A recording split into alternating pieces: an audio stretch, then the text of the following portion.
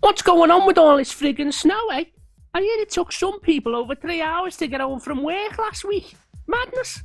I've got a lot of friends who are just queuing up to haunt Warren friggin' Bradley, I'll tell you. We're never ready in this city, are we? We can afford to put Ringo friggin' Starr on the roof of St George's Hall, but we can't afford any friggin' grit. Laughable if you ask me. Friggin' laughable. All these school closures makes me laugh as well. Schools never used to close when I was a kid. There could be a friggin' hydrogen bomb in the canteen and they wouldn't close the place. The IRA could be phoning in a potential massacre and our headmaster just laugh and say, "Hey, bring it on, Irishman, bring it on." Everybody's scared of getting sued. That's the problem nowadays. You slip on the floor on the way to work and the next morning you're having a meeting with Rex friggin' Macon. People never sued years ago. I remember ambushing a group of pensioners coming out of Leo's on Breck Road with a flurry of snowballs never seen before. They only went in for a weekly shop and some Green Shield stamps and came out to a scene from the Wild Bunch. Did they sue? Nah. All those blue-rinsed 70-year-olds wanted to do was get back on their feet and get to the Mecca Bingo on Norris Green. Did Betty Lewis sue next door but one when we barricaded their front door up with snow in 1979? No, she'd already been dead for 3 days and no one knew. Good times. I've been asked what my thoughts are on wags. Well, women and girlfriends of footballers do my friggin' head in. They should just be exterminated from the world. They're as bad as paedophiles in my eyes. They usually stalk a poor little innocent footballer for months, years in some cases. They interrupt his hard training and good form, and they're only in it to see what they can get.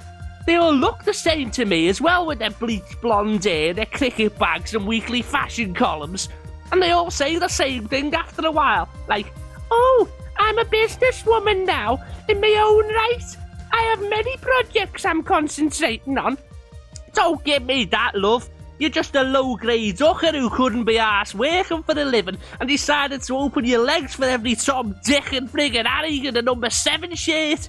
If there are any lonely lads out there, get yourself down to Concert Square on a Saturday night and say your name's Jamie Bailey or something, that you play for Brentford or someone. Believe me, lad, you'll be shagging for a week. There was a story on the BBC a few weeks back about actors in this country. Apparently, you can only play a person with a disability on stage or screen now if you have that disability. How mad's that? It could be good for me, though, because there seems to be a lot of corpses on telly these days. I can make a small bloody fortune. I just hope they don't remake The Elephant Man, though. That Wayne Rooney's got a World Cup coming up. People are asking what a normal day consists of for a ghost like myself. Well, it's like any normal day, really. I get up about 6 and queue for the shower. It's been a bit longer lately after Brittany Murphy died. Never get her out the place. I then throw on a pair of jeans and head off into town to meet a few friends, browse the shops like, and then head back over about 1 o'clock and listen to Roger Phillips. I love Roger, mate. He's great. Sometimes I phone in using the name Stan from Kirby. Hello, Roger. Anyway, I then watch a bit of telly. I usually Sky Plus, Homes Under the Hammer and Cash in the Attic. I basically just doss about all day then. It's a little bit like being on the dole, but without the indignity or lack of face. Some nights, Denica Cora tries to get hold of me. "All right, Bob, can you give Michael Jackson a knock for us?" Frig off, Derek, I'm trying to watch the bloody bill.